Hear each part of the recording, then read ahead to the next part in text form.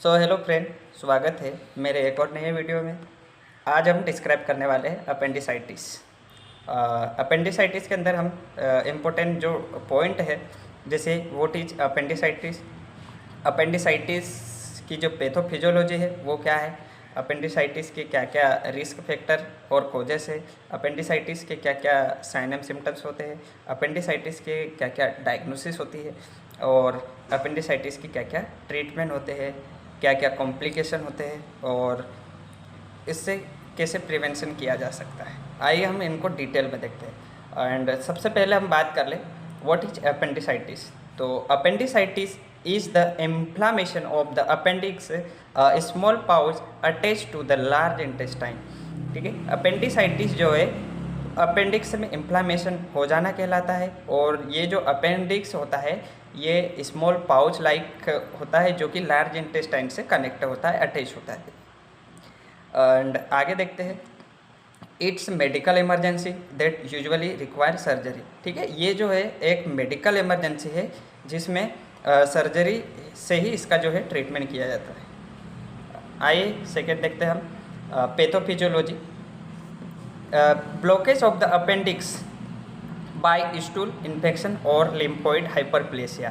ठीक है, सबसे पहले जो है अपेंडिक्स ब्लॉकेज होता है स्टूल के द्वारा या किसी इन्फेक्शन के द्वारा या लिम्फोइड हाइपरप्लेसिया के द्वारा, जिसके कारण से lead to bacterial overgrowth inflammation. ठीक है, जिसके कारण से बैक्टीरिया जो होता है वो वहाँ पर ओवर ग्रोथ करता है, जिसके कारण से इन्फ्लामेशन होता है, और उसके बाद एंड इंक्रीज प्रेशर विच में कोज रप्चर इफ अनट्रीटेड। ठीक है, उसके कारण से जो है वो अपेंडिक्स के ऊपर प्रेशर पड़ता है और वो रप्चर हो जाती है या फिर अनट्रीटेड हो जाती है। अगला हम देखेंगे अपेंडिसाइटिस के टाइप्स। तो अपेंडिसाइटिस जो है मेनली 3 टाइप की होती है, acute appendicitis, chronic appendicitis and complicated appendicitis. सबसे पहले हम देखें एक्यूट अपेंडिसाइटिस। तो ये जो है सडन सीवियर इन्फ्लामेशन। ठीक है, ये सडन और सीवियर इन्फ्लामेशन हो जाता है एक्यूट अपेंडिसाइटिस के अंदर।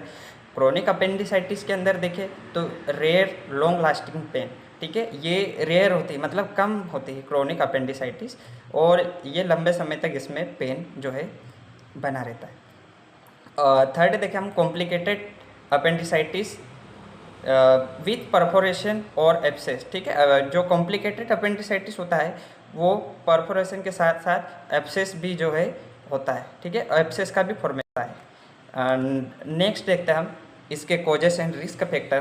तो इसके कोजेस एंड रिस्क फैक्टर में फीकल ऑब्स्ट्रक्शन, यानी कि जो एनल रूट होता है उसमें ऑब्स्ट्रक्शन हो जाना, infection such as gastro intestinal और वायरल। ठीक है, अगर इन्फेक्शन होगा गैस्ट्रो इंटेस्टाइनल या फिर वायरल तो उस कारण से भी होगा। फैमिली हिस्ट्री, यदि किसी के फैमिली में अपेंडिसाइटिस की केसेस हुए हो तो उन पर्सन्स में भी जो है अपेंडिसाइटिस होने के कारण बनता है।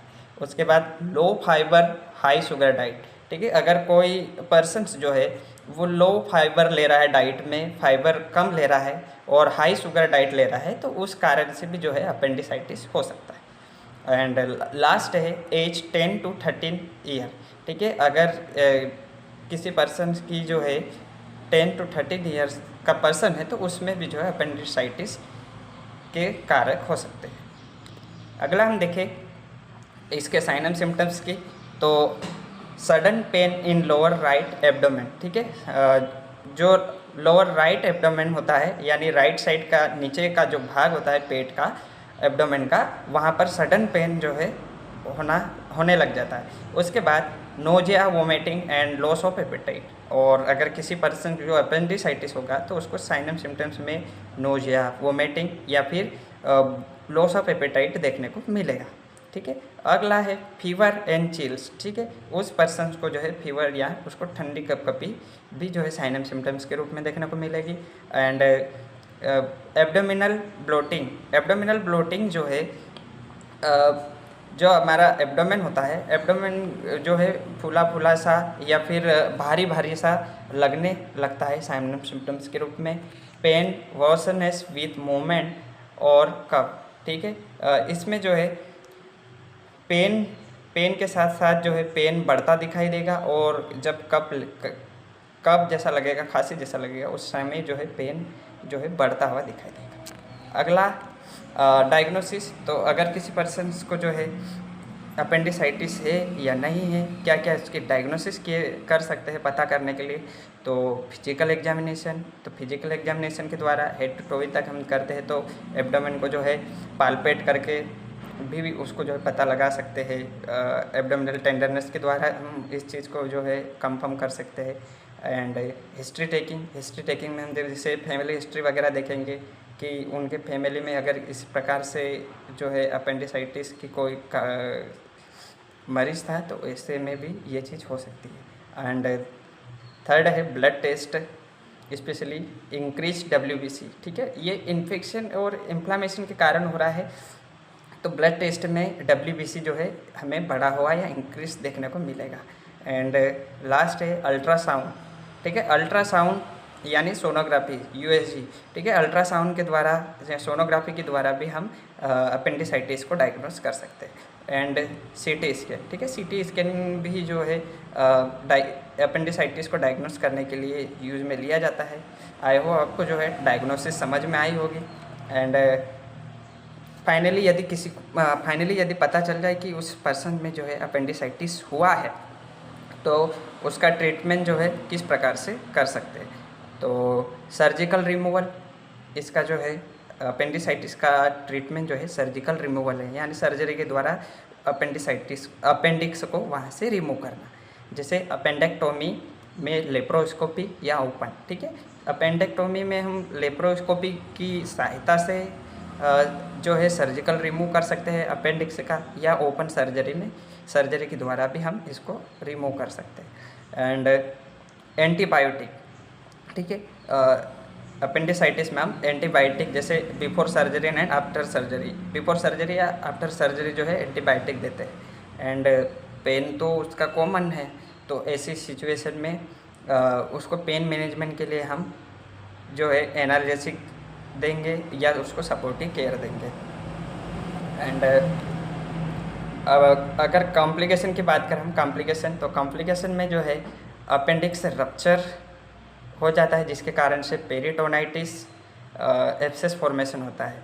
यानी कहना चाह रहा है कि अपेंडिक्स जो है वो रप्चर होगी, तो वो फिर पेरिटोनाइटिस यानी एब्डोमिनल वॉल की जो वॉल होती है वहाँ पर फ्लूइड भर जाएगा, और वहाँ पर स्वेलिंग टाइप का जो है देखने को मिलेगा, पोस्ट फॉर्मेशन वहाँ हो सकता है, ठीक है। उसके बाद सेप्सिस लाइफ थ्रेटनिंग इन्फेक्शन, यानी कि बहुत ज़्यादा ही इन्फेक्शन जो है बढ़ सकता है। अगला हम देखेंगे अपेंडिसाइटिस से बचने के लिए क्या क्या हम प्रिवेंशन कर सकते हैं, तो लिखा है no guaranteed prevention but high fibre diet में रिड्यूस रिस्क, यानी कहना चाह रहा है कि इसका कोई गारंटेड प्रिवेंशन नहीं है, लेकिन हाई फाइबर डाइट यानी डाइट में ज़्यादा फाइबर लेने पर ये जो अपेंडिसाइटिस के रिस्क है उसको हम रिड्यूस कर सकते हैं। उसके बाद early medical attention prevention rupture, ठीक है। यानी कि अगर ऐसी कुछ भी लक्षण वगैरह देखने को मिल रहे तो ऐसी सिचुएशन में जो है तुरंत जो है डॉक्टर को दिखाना चाहिए, जिससे कि जो अपेंडिक्स है उसको रप्चर होने से हम बचा सकते हैं। आई होप आपको वीडियो समझ में आया होगा। अगर वीडियो अच्छा लगे तो वीडियो को लाइक सब्सक्राइब जरूर कीजिए। Thank you.